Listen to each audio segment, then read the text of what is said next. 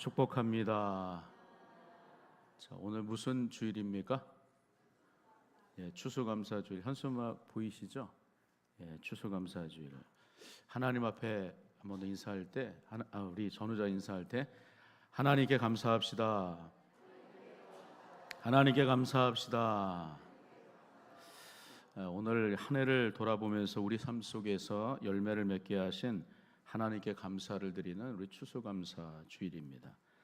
우리가 생업의 이 현장 속에서 풍성한 열매를 맺을 수 있게 된 것은 심는 대로 거둔다는 말씀처럼 하루하루를 우리가 성실하게 살았기 때문입니다. 그리고 더 중요한 것은 배후에 우리의 삶을 주관하신 하나님의 은혜 때문인 줄로 믿습니다. 특히 심어도 심는 대로 하나도 빠짐없이 우리가 다 거둘 수 있는가? 그렇지 못하죠. 모진 풍파, 또 힘든 일들은 얼마나 많이 있습니까? 그러함 속에서 하나님께서 우리를 도우시고 인도하셨기 때문에 지금 우리가 이만큼 살 수 있게 된 줄로 믿습니다. 심는 대로 거두는 은혜, 하나님께서 주시는 것인 줄로 믿습니다.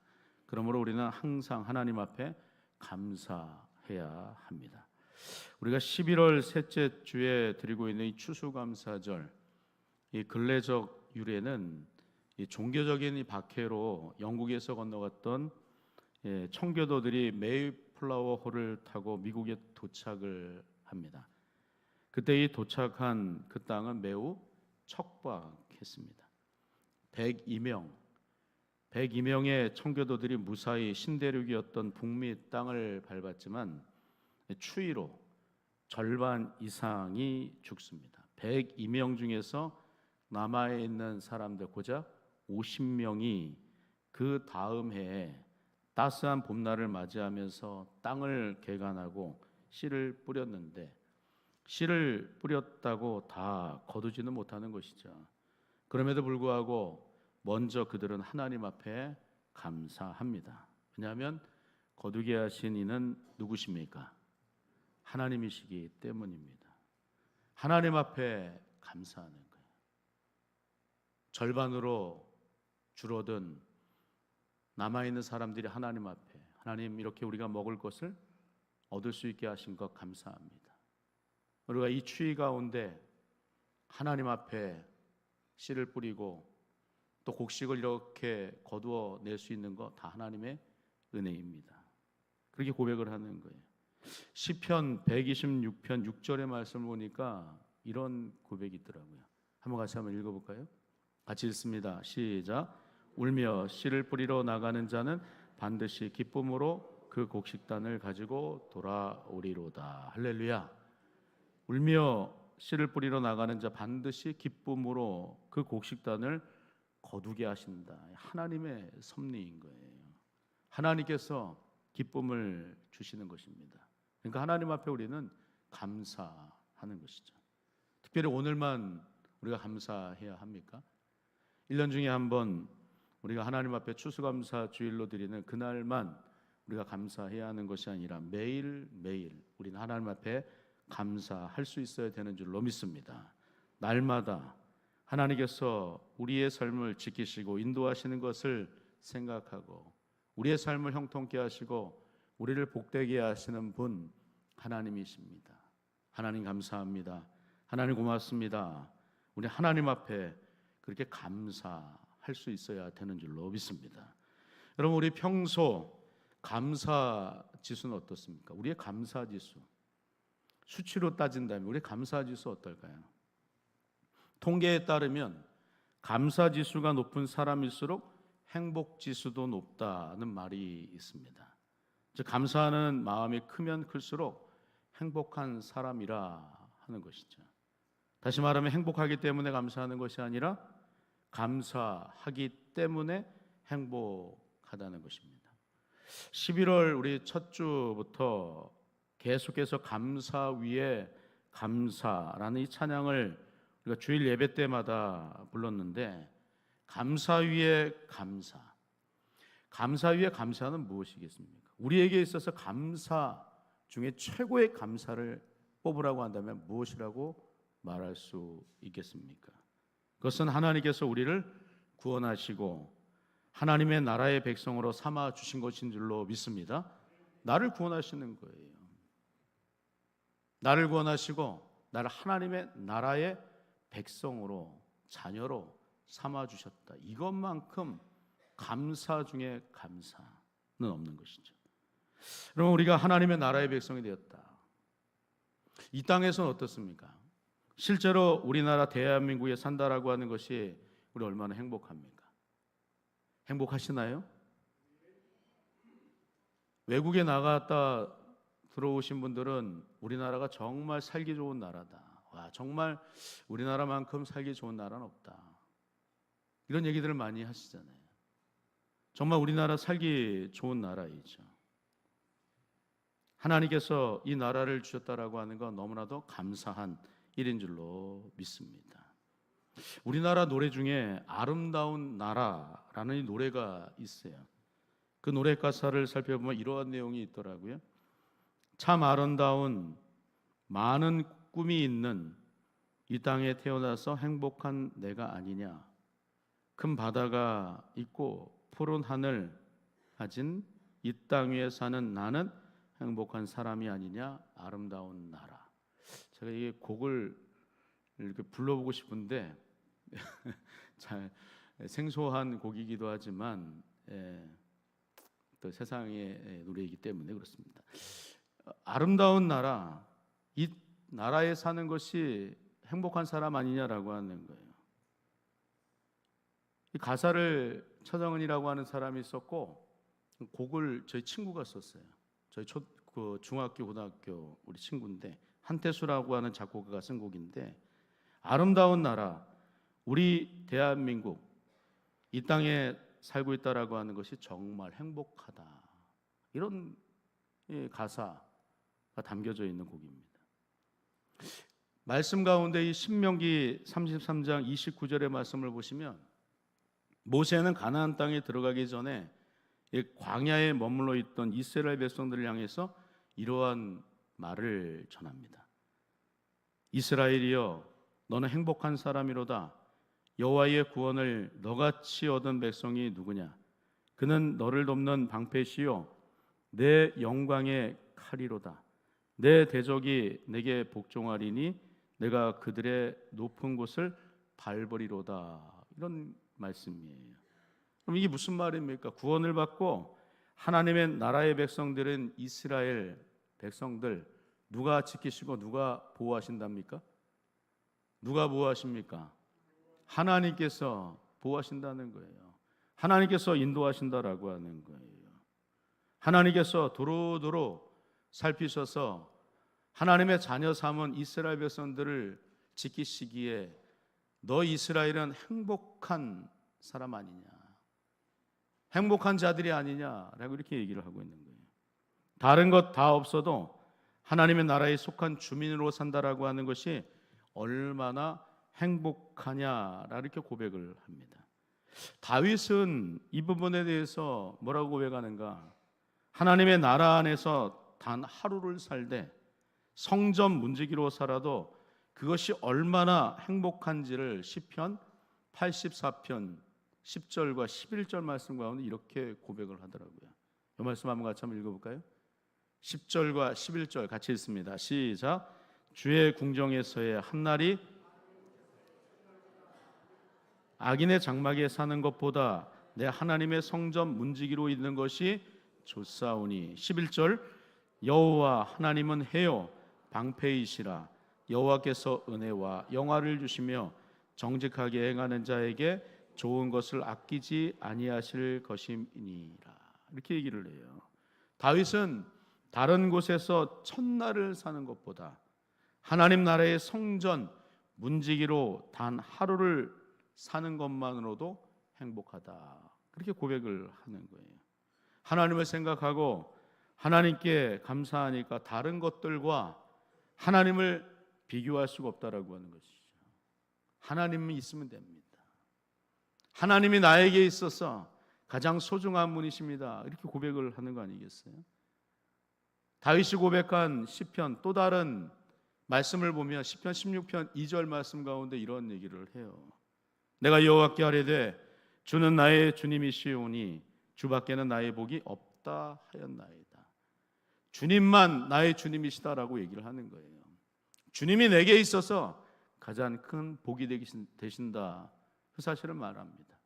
세상에 많은 사람 어떨 때 복이 있다라고 얘기를 합니까? 어떨 때 우리는 복이 있다라고 얘기를 합니까? 많은 물질을 소유하고 있으면 참 복 있는 사람입니다 라고 얘기를 합니까? 권세가 있으면 복 있는 사람이라고 얘기할 수 있습니까? 다윗은 그렇게 얘기하잖아요. 주님이 나와 함께 하실 때 가장 나는 복된 사람입니다. 주님만이 내게 있어서 가장 큰 복이십니다. 그 사실을 고백을 하고 있는 거예요.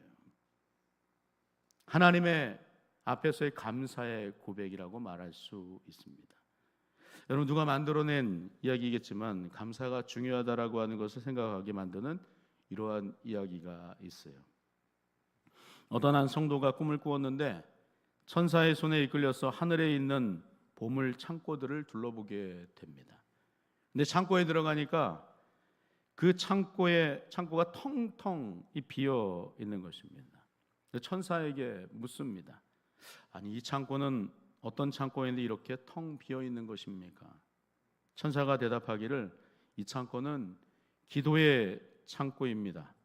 하나님의 자녀들이 하나님 앞에 매일 간구하면서 기도할 때마다 이 보물 창고를 열어 나누어 주었더니 이렇게 텅 비어진 창고가 되었습니다. 이렇게 대답을 해줬어요. 그리고 옆에 있는 또 다른 창고로 가게 되었는데 그 창고는 기도의 창고보다 훨씬 더 큰 창고였답니다. 그런데 그 창고를 열어보니까 보물이 수북이 바닥에서부터 천장까지 어마어마하게 쌓여 있는 거예요. 그래서 또 이 성도가 묻습니다. 값진 보물들로 채워진 이 창고는 어떤 창고입니까? 천사가 이 창고는 감사의 창고입니다. 하나님으로부터 받은 은혜를 감사하는 사람들에게 나누어 주려고 쌓아두었던 보물 창고인데 성도들이 하도 감사를 하지 않아서 보물이 그대로 쌓여 있습니다. 이렇게 말을 하더라는 거예요. 꿈에서 깨어난 성도, 너무나도 놀랍고 또 깨달음이 있어서 그날부터 이 하나님 앞에서 늘 감사하기 시작했다는 이런 얘기가 있어요. 무엇이 중요하다는 것입니까? 무엇이 중요하다요? 감사가 중요하다는 거예요. 감사. 사랑하는 성도 여러분, 우리가 하나님 앞에 감사하기 시작하면 하나님께서는 감사의 창고를 열으셔서 감사 위에 감사로 충만하게 하실 줄로 믿습니다. 그런 의미 속에서 오늘 본문을 보시면 먼저 13절 말씀 가운데 이 바울 사도께서 과거에 자신이 어떠하였는지를 회상하면서 이러한 고백을 합니다. 디모데 전서와 디모데 후서는 바울의 말년에 기록한 이 서신서인데 이 바울이 이런 고백을 하는 거예요. 13절 한번 같이 한번 읽어보겠습니다. 시작.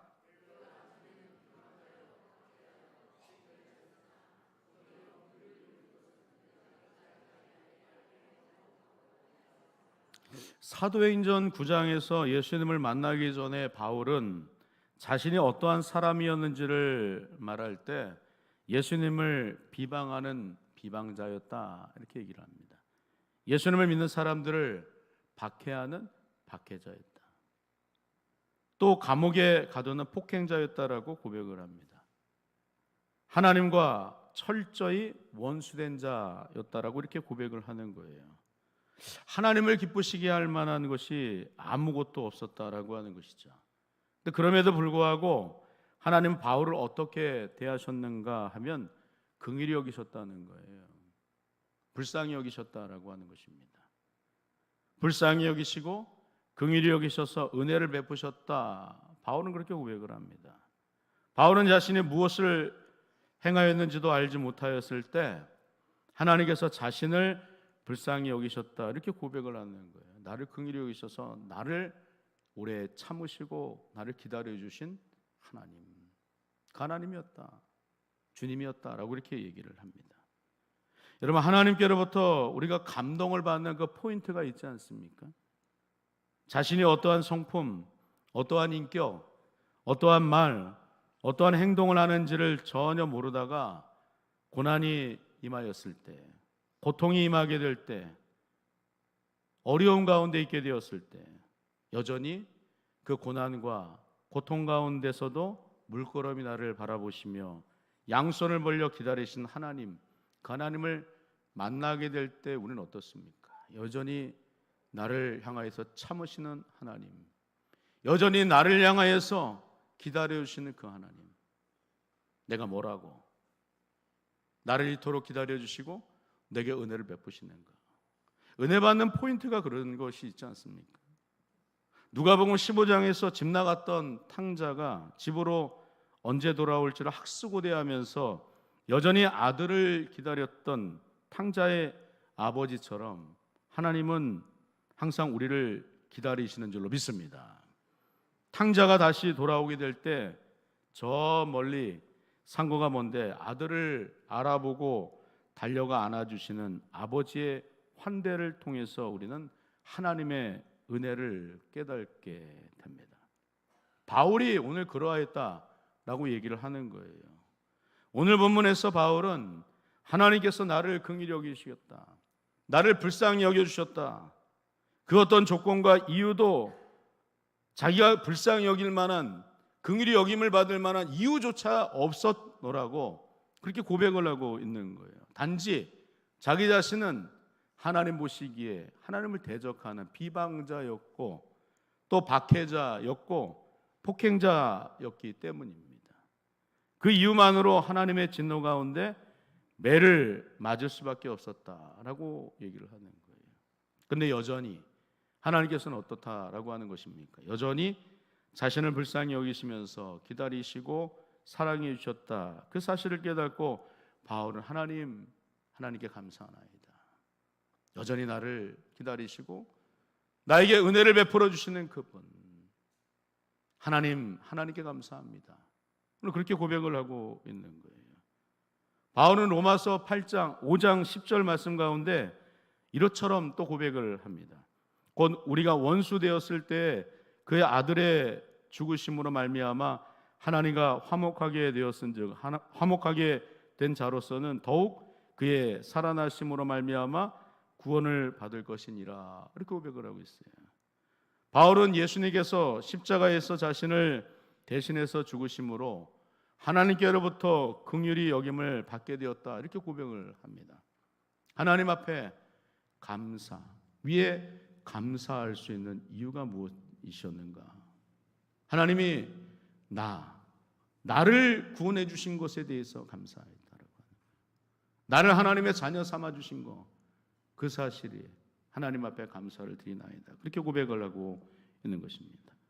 사랑하는 성도 여러분, 우리도 하나님께서 우리를 죄에서 구원하여 주신 그 사실로 인해서 감사 위에 최고의 감사를 하나님 앞에 올려드리실 수 있기를 주님의 이름으로 축원합니다. 두 번째로 오늘 보면 12절의 말씀인데 12절을 보시니까 이런 고백을 해요. 한번 같이 한번 읽어보겠습니다. 시작. 나를 능하게 하신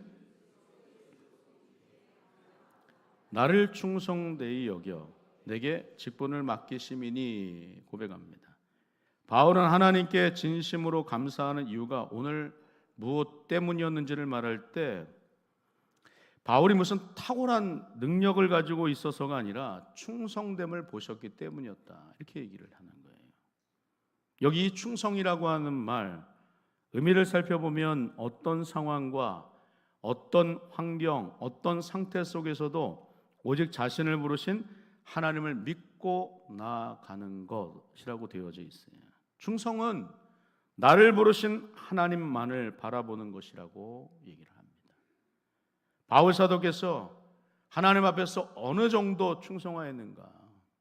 바울은 어떤 상황 가운데서도 하나님 앞에 충성된 일꾼으로 삶을 살았노라고 그렇게 고백을 해요. 그래서 고린도후서 11장 23절 이하 27절의 말씀을 보시면 충성, 고난과 이 충성과의 관계 속에서 바울은 하나님 앞에서 어떤 고난 속에서도 난 하나님 앞에 이렇게 충성하였노라고 고백을 합니다.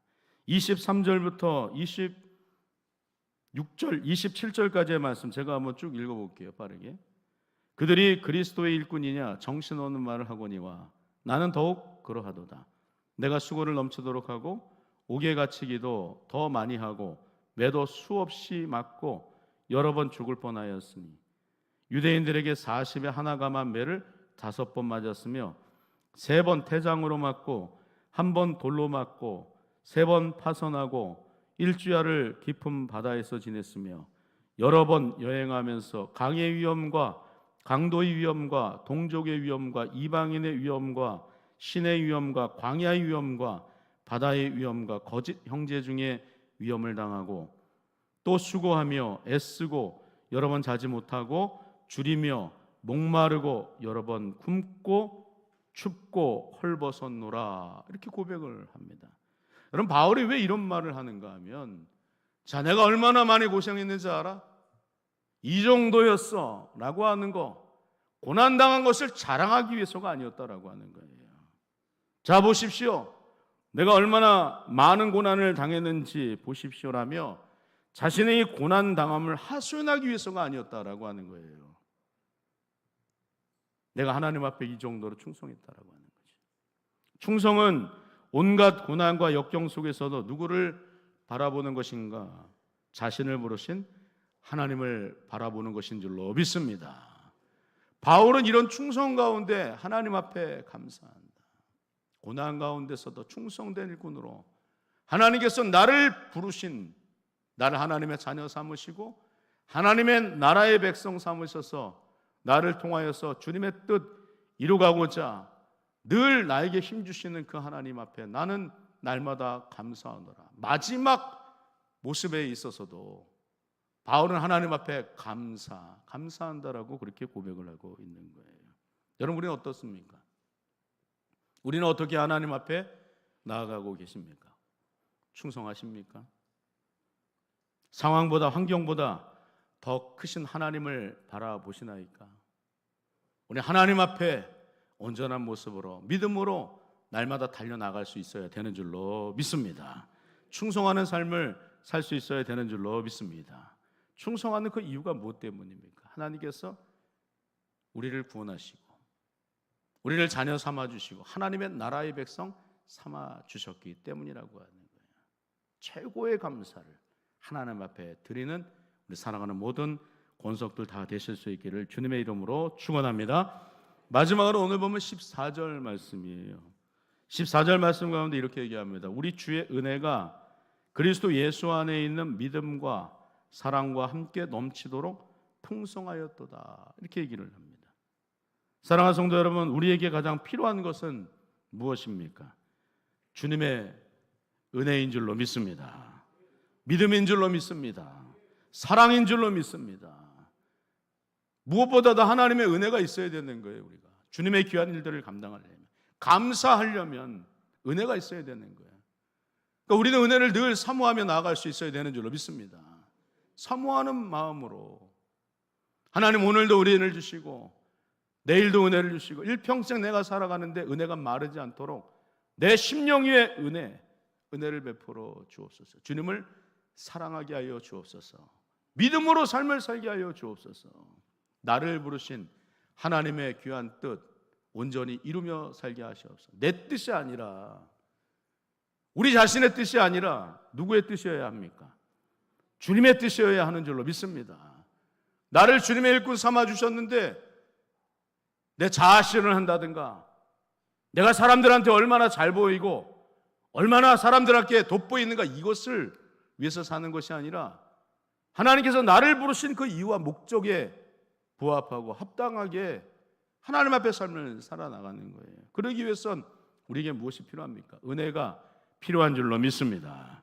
은혜뿐만 아니라 그리스도 예수 안에 있는 믿음과 사랑이 넘치도록 우리의 삶을 풍성하게 하여 주옵소서. 오늘 마지막 바울 사도께서 자신의 인생의 종착 지점에서 사랑하는 아들, 영적인 아들 디모데에게 이러한 고백을 하고 있는 거예요.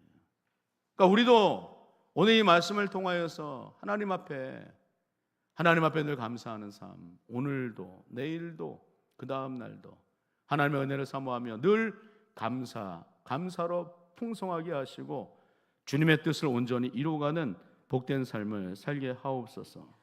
주의 은혜가 마르지 않는 샘과 같이 물된 동산과 같이 내 심령 위에 충만하여서 하나님께서 내게 주신 그 은혜로 인하여서 감사가 끊이지 않게 하시고 주님의 귀한 뜻을 온전히 이루어가는 그런 삶을 나로 하여금, 우리로 하여금, 우리 교회로 하여금 삶을 살아가게 하옵소서.